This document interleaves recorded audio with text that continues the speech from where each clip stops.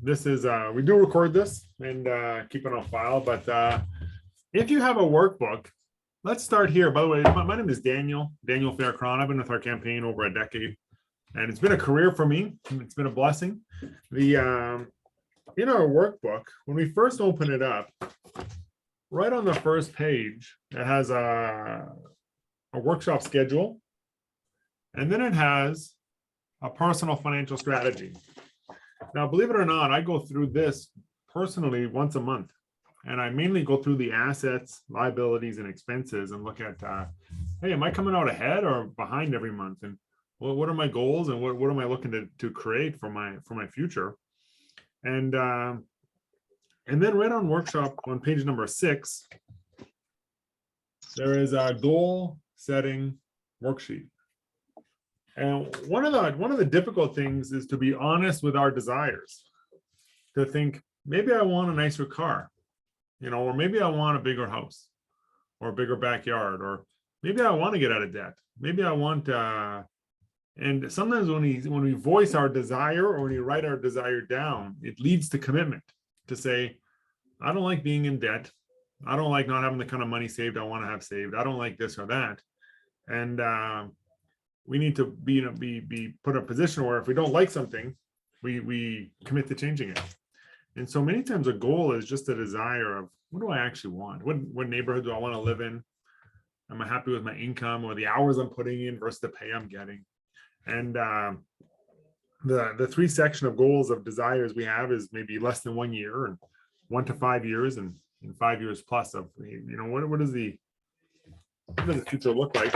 And that's in our workbook. And I'm gonna jump right into the screen here, into the workshop, and you can set up your screen is best to see where you see me as well as the workshop screen, and so you can see both as we go through this and talk about building savings and wealth. And I just recently talked to someone, and by the way, I think there's 2 types of people in this workshop.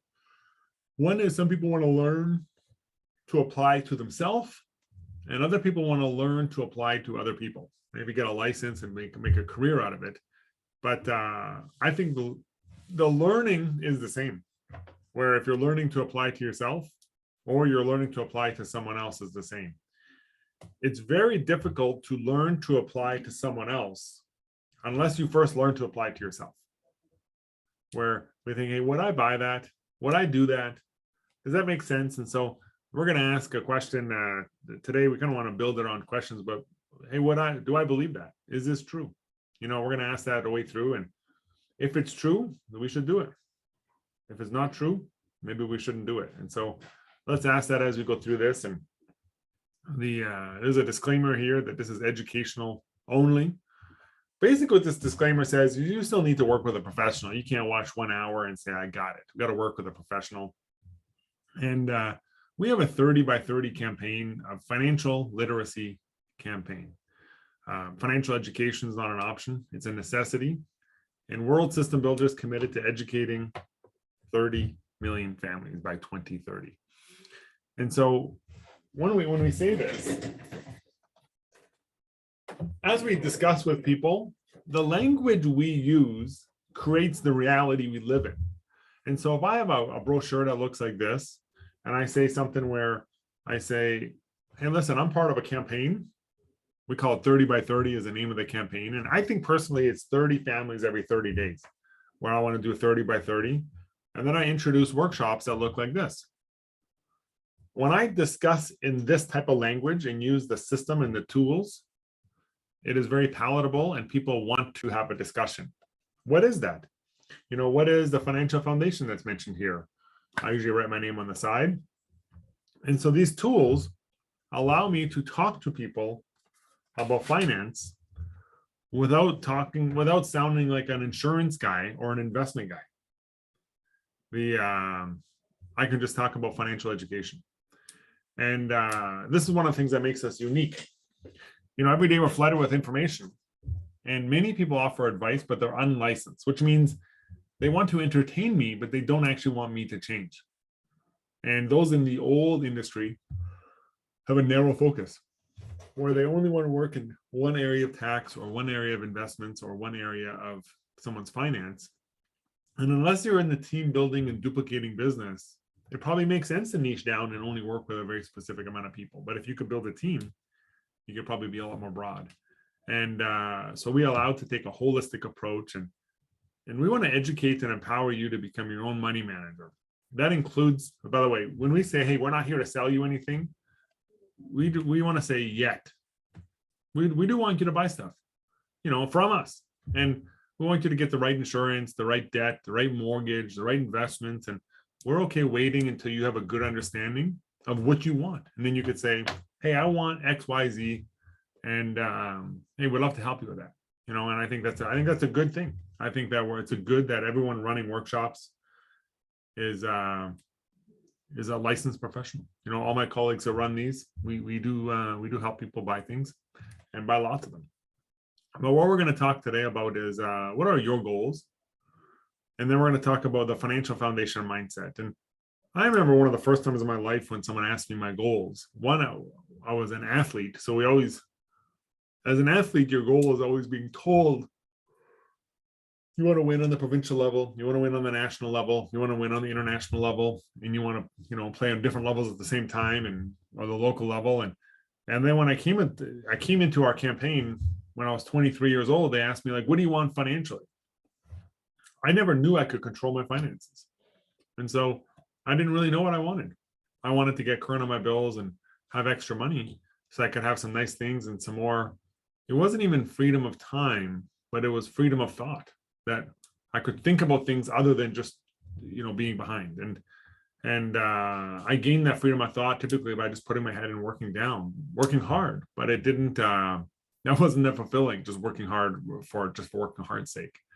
And the financial foundation mindset is really an issue of figuring out what area I'm looking at when it comes to my finances.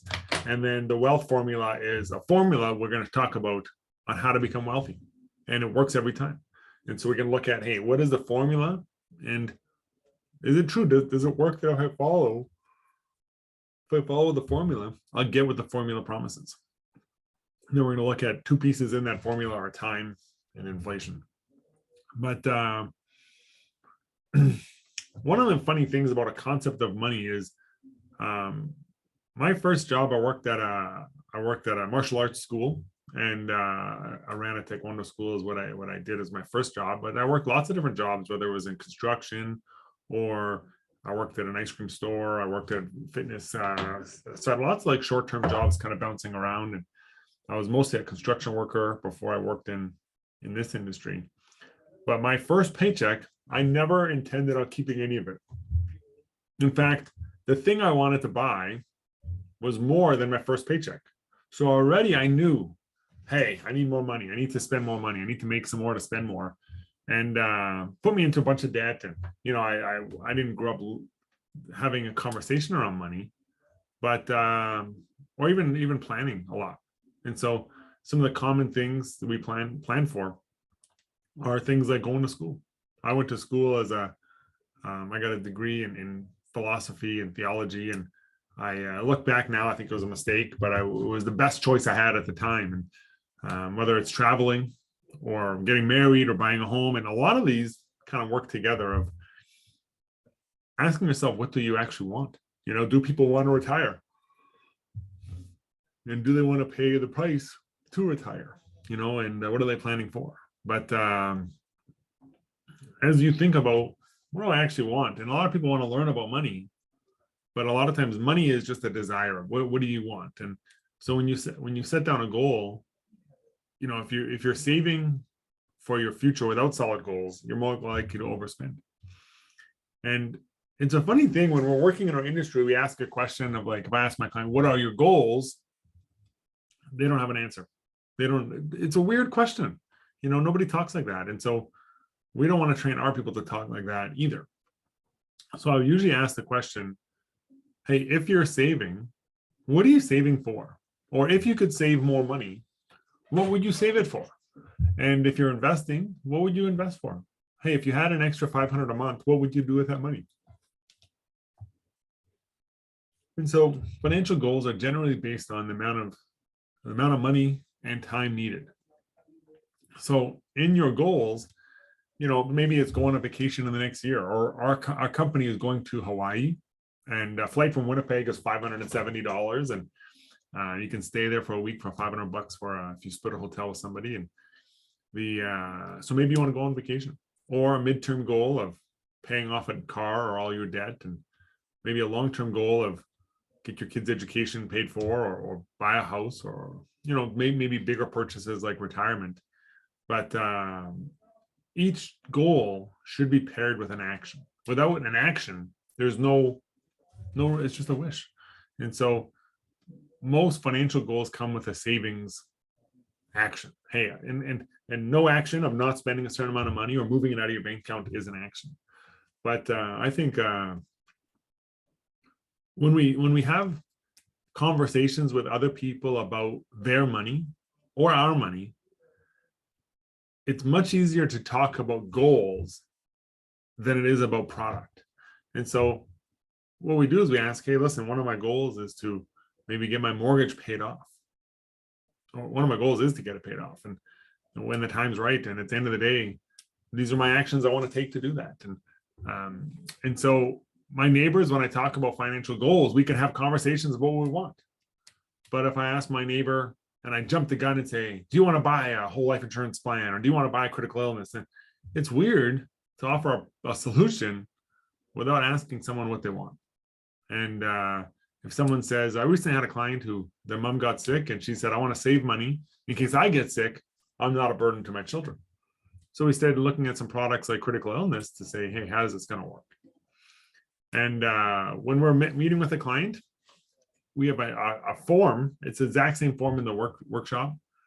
We ask, hey, what are you saving for? Instead of what are your goals, what are you saving for? And, whether it's whatever it is, we want to help people save for what they want.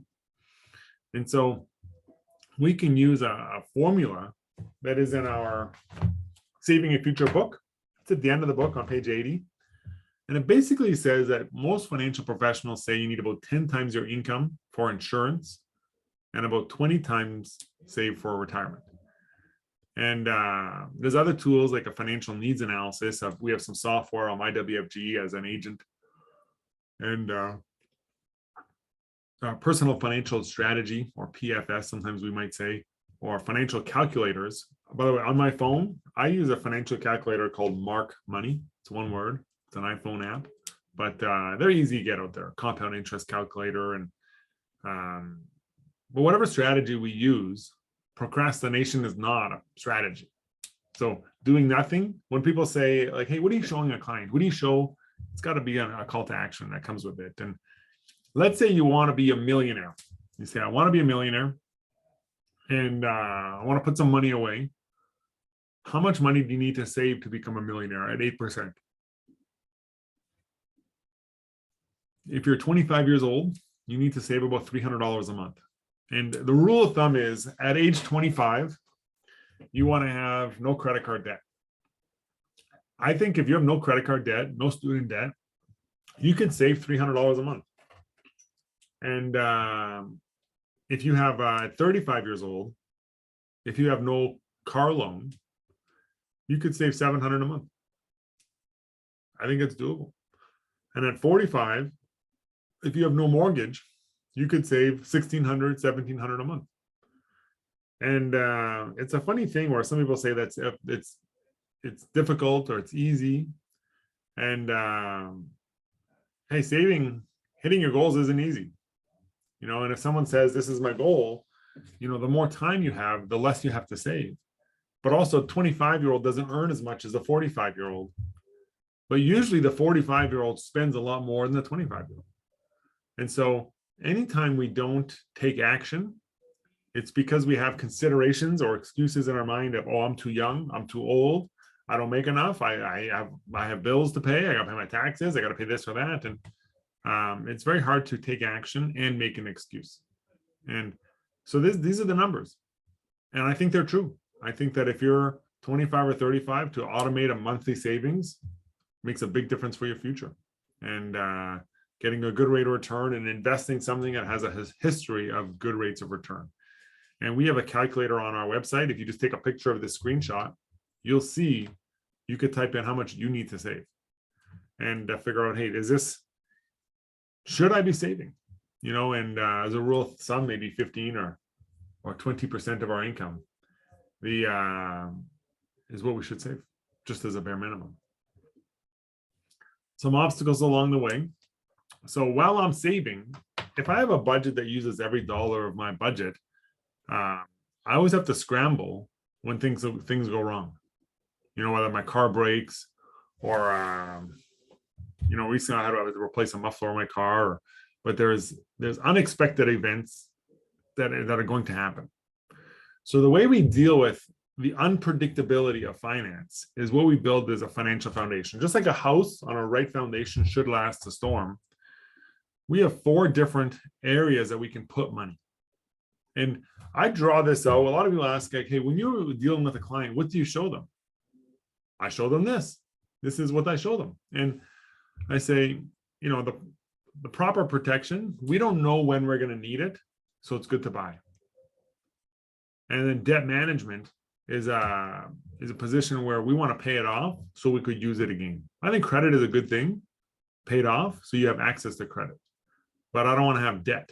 I like the idea of having credit where I have access to something I don't need, but I don't want to need something I don't have access to. And emergency funds allow me to think, if I'm in a position where I have an emergency fund, what it allows me to do is live my life where if my financial situation is like a river and I'm paycheck to paycheck, I would like to have a big lake here where money flows into the lake, that's my income, and money flows out of the lake, that's my expensive. But they don't always match. Sometimes more money comes in than goes out. And did you know that sometimes more money goes out than comes in? So I need to have a reserve is my emergency fund of, hey, I need a couple months. So if income slows down, I have time to make adjustments. But if I don't have time to make adjustments, what happens is I'm always living in a life of panic to say, okay, I have availability here on my credit card, which is 30 days, but I got to pay that off. So I got to have emergency fund and got to have different areas to get money from. So everybody, when they look at their finances, either putting money into their financial foundation or taking it out. And I like to put money into protection, paying off debt, emergency fund, and investments, and instead of opposed to taking it out. And I want to build up savings. But this is the foundation where I think a lot of people aren't prepared to invest. To prepare to invest is to get your insurance in place, debt management, emergency fund, where if someone has no debt, some cash saved, and their insurance is all squared away, it's the proper coverages, now they could invest aggressively knowing they don't have to sell that investment. But the biggest downfall of an investment is being forced to sell it. And I don't like the idea of being forced to sell stuff. So wealth is a mathematical problem. Here's what the wealth formula looks like. We take money. By the way, we all make money. If you just get a job, you could trade time for money. So then time is money too. And you have to add time. So the younger, the better. And plus or minus a rate of return. So we want to look at, hey, what kind of rate of return are we getting on what we're purchasing? Minus inflation and minus tax. And we want to look at, hey, what does this look like of, can I become wealthy? And I think we're going to have more. I think it's easier to become wealthier in 2023 than any other time. And I think there's a divide of it's harder, but it's easier. Even though it's harder because maybe with inflation. I remember when I started this career, I thought $50,000. If someone could make $50,000, their whole life would be changed. But then I realized 50,000 wasn't a lot of money. A couple of years later, after I made 50, 4 or 5 years later, I made 100,000. I thought 100,000 is a lot of money. But then when you make 100,000, it costs $100,000 to have a family nowadays. And so money doesn't grow on trees. You got to work for it. And the more I think if you want to build wealth, this is the formula we want to look at. So let's break this down a little bit. Let's think about money in 2 ways. Time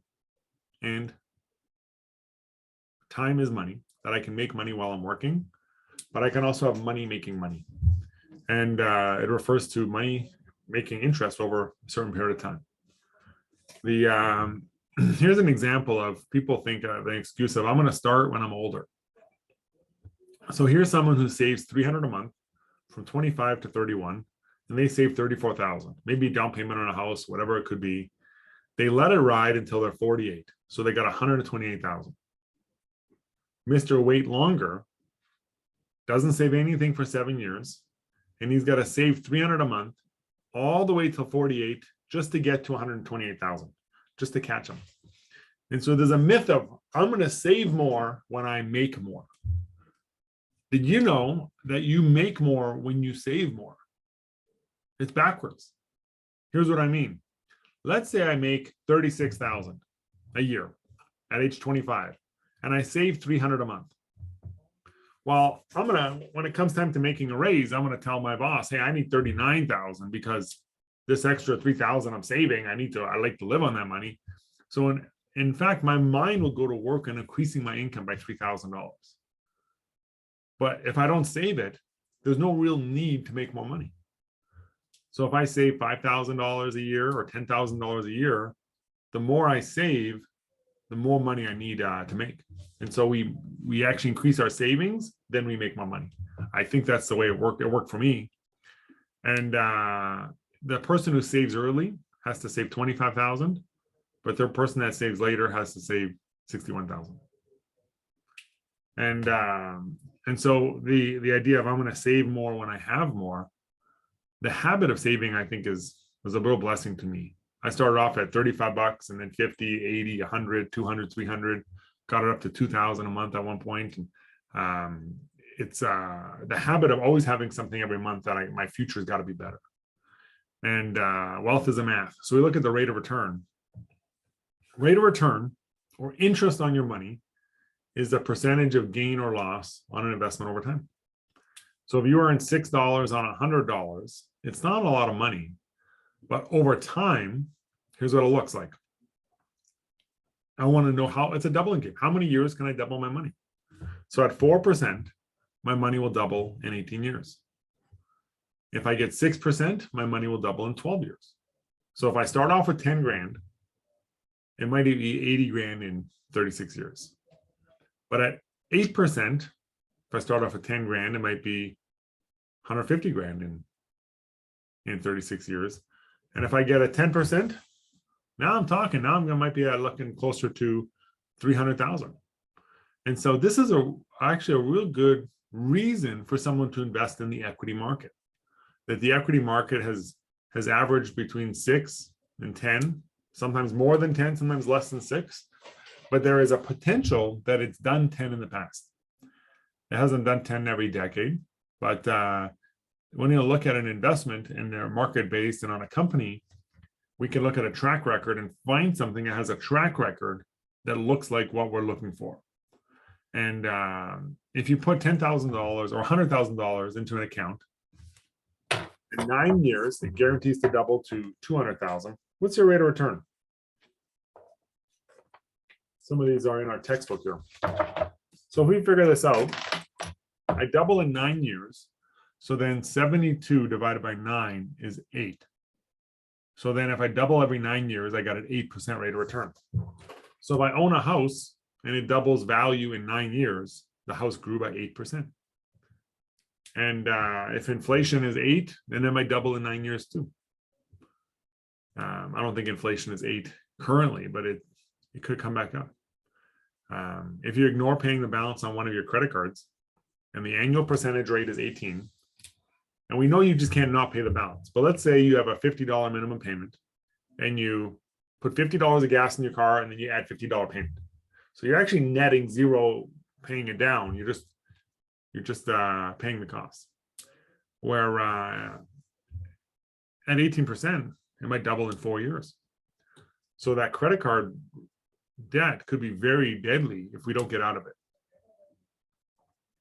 And a 10% rate of return will probably make, if you wait an extra 7 years to retire. So if I think, hey, I want to get a job I like. So when I'm in my 60s, I could retire, and I'm in my 70s, I could have twice the money. Someone who retires at age 70 has twice the money, maybe, at someone at 60.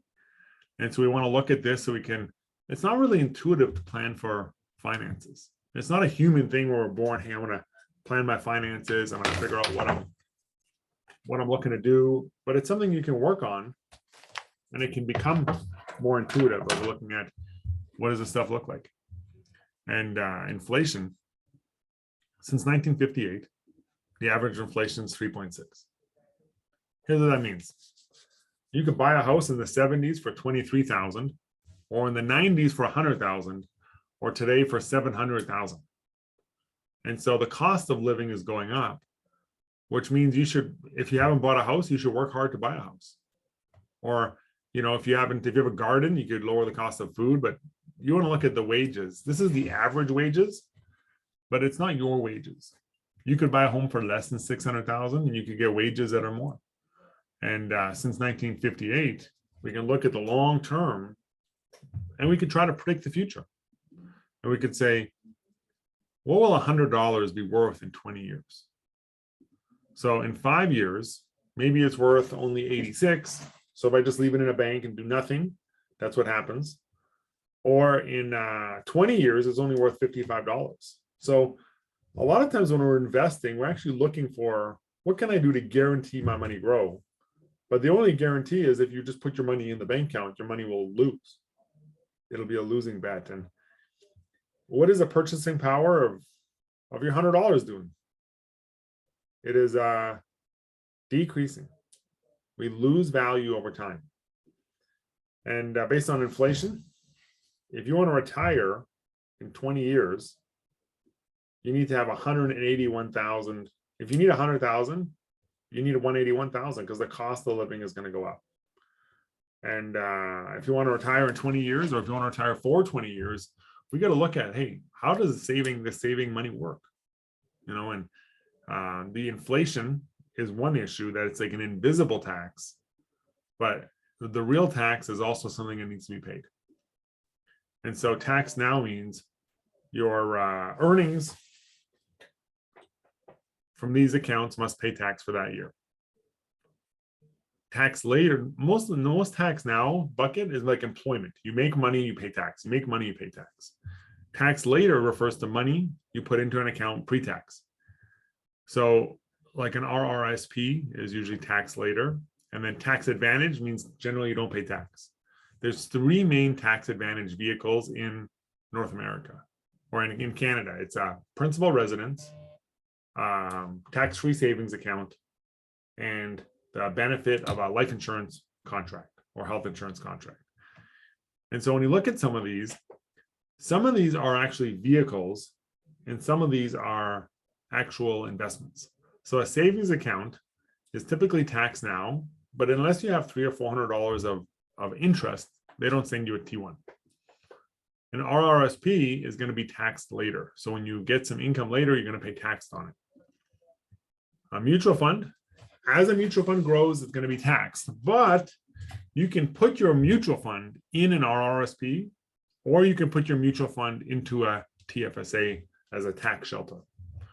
And a tax-free savings account has no tax. So a lot of times when I'm setting up stuff, I think, hey, if you're going to have your money grow, it should be in a TFSA. But if you're going to just have emergency fund money, maybe just into a savings account. You don't need to put money in a bank account into TFSA if it's not going to grow. But we want to look at things, and if you're confused about something and you say, hey, I want to learn more about that. Once you know what you want to learn, it's very easy to learn it. It's just hard to learn if you don't know what you want to learn. But here's a different way to say the same thing. Tax now means you're going to get taxed all the way through. A lot of that is for open money. Tax later means you don't pay tax until later when you pull the money out.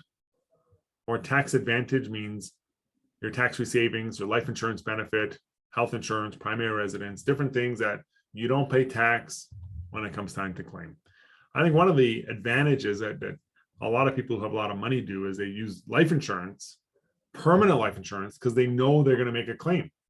So that the benefit is guaranteed if the policy is structured right, if it's a permanent policy. And so when you look at putting it together, if I have $100 and I make 4% interest, but I pay tax on that money, my net after tax is 103. And after inflation, I'm still losing money. I'm still at zero.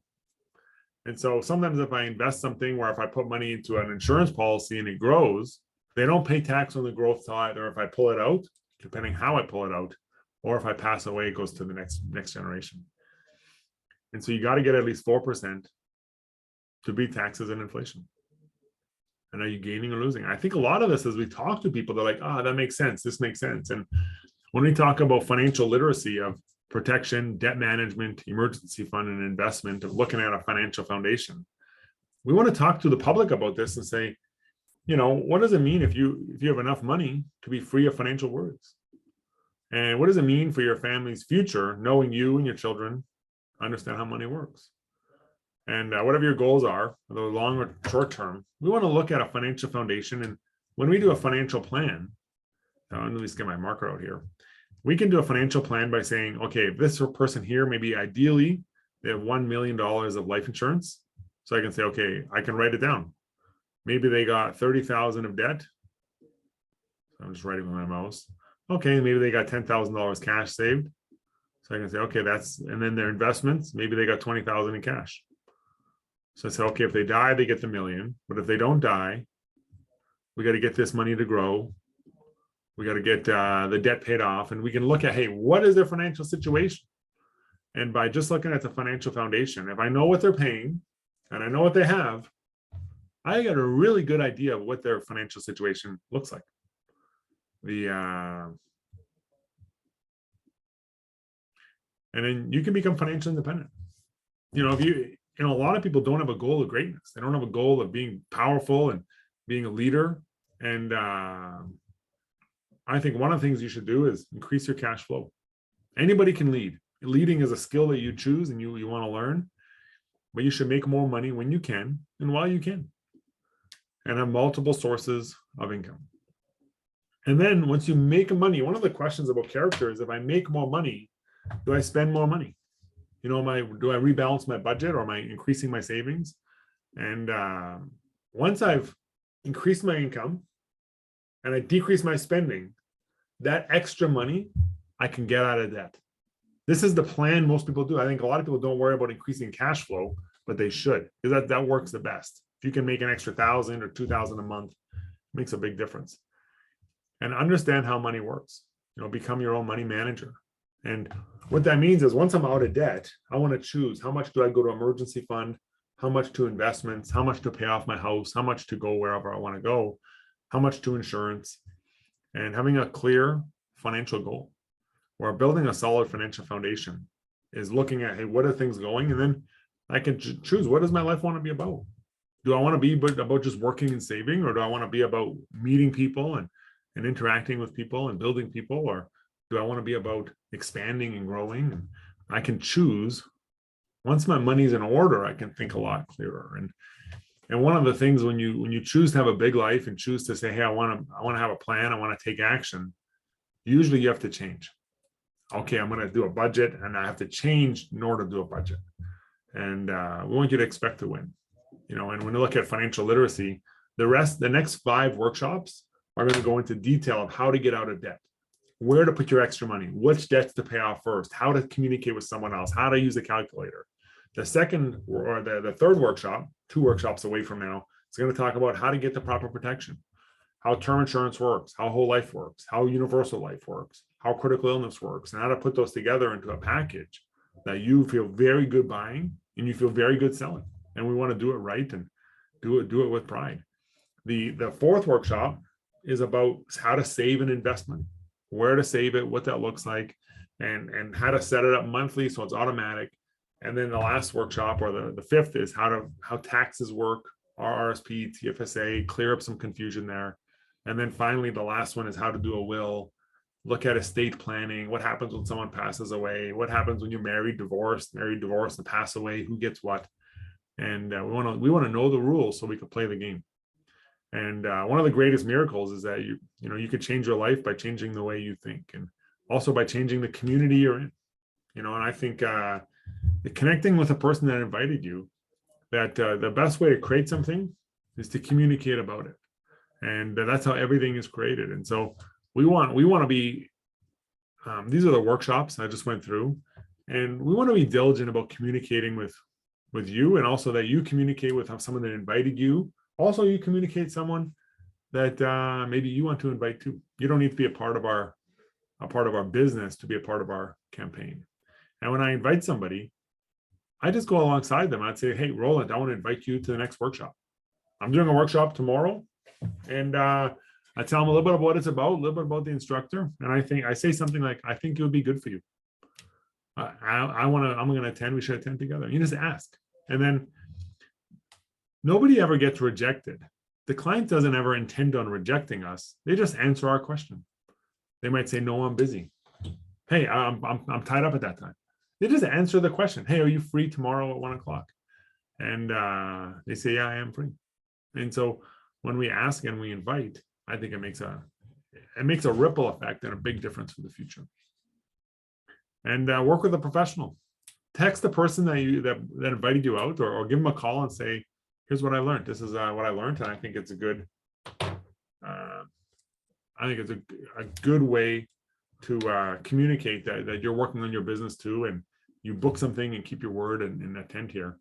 But this is my workshop number 1, and I appreciate you guys coming out. That is everything. I have a website through Google, and I put it in the chat there. If you have a few minutes, could you go on there and give me a 5-star review? It helps my business and helps people know that I'm a human being. When they check reviews, it's they're reviewing me exactly. And I want to thank you guys for your time. My name is Daniel Fehr-Krahn out of Winnipeg.